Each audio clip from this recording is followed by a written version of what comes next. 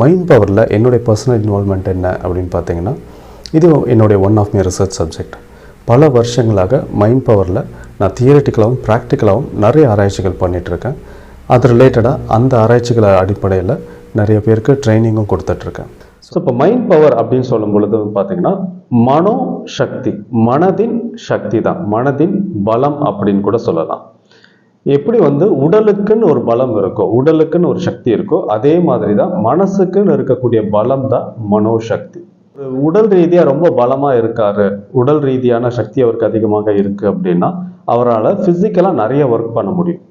எவ்வளோ ஒர்க் பண்ணாலும் டயர்ட் ஆக மாட்டார்.